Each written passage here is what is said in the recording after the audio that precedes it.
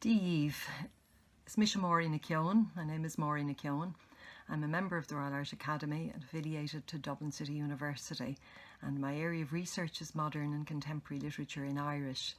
I was a member of the advisory panel that chose the pieces of literature and visual art to be represented in this book, and that experience in itself was really rewarding. And after that, I assisted Fintan O'Toole in the writing of some of the entries on works of literature in Irish, and I myself authored 3 of those entries. The 1971 entry on the collection Línta Limbo by Sean O'Riordan, the 1983 entry on the collection Bligart's Ráide by Michael Davitt, and the 1998 entry on the collection Cead Aighnis by Nuala Ní Dhomhnaill.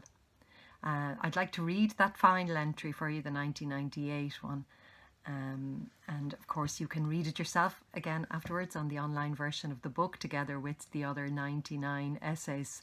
So here goes, Cead Aighnis by Nuala Ní Dhomhnaill.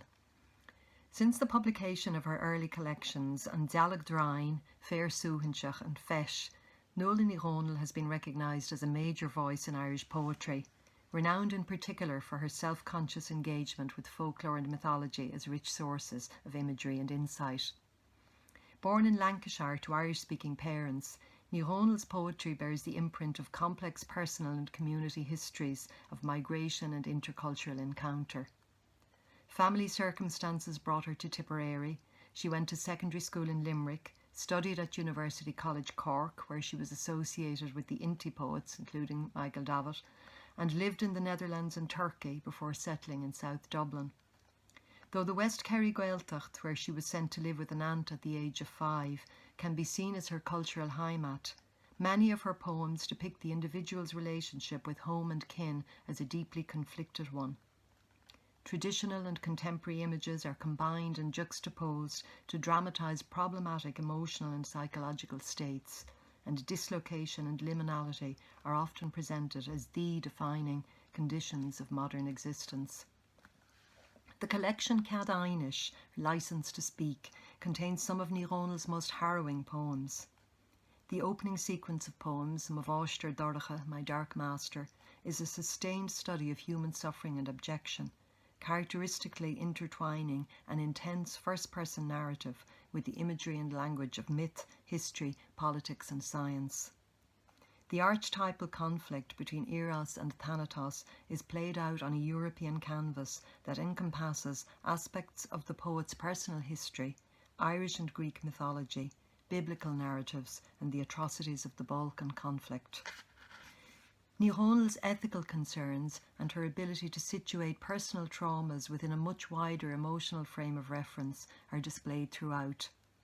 In the poem Unobert, Nobber, the impending death of a close friend and the critical illness of her husband evoked the narrator's equally visceral response to crimes against humanity in North Africa and the Balkans.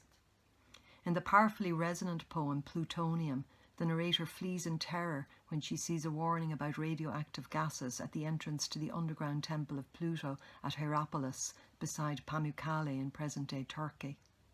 She is reminded of the experience later when, in the anxious ravings of her demented kinswoman, she recognises the repressed memories of the Irish potato blight, soup kitchens and proselytising missions.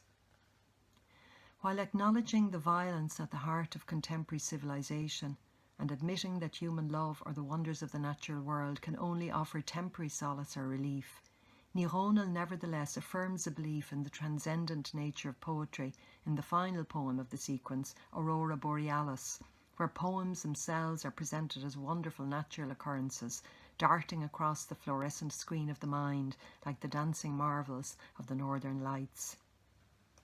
In her use of folk material, Ní Dhomhnaill typically personalises and psychologises the objective third-person accounts of the oral tradition. The early poem on Wides and Mara, the mermaid, in An Dealach Drain, for example, depicts a young woman left high and dry in an inhospitable and threatening environment. Ní Dhomhnaill returns to this scene of displacement and alienation in Cead Aighnis with the major poem sequence, Na Marucha Hrimig, whose title poem was aptly translated by Paul Muldoon as The Assimilated Merfolk. It is the predicament of a whole community of displaced people that is under scrutiny in these poems.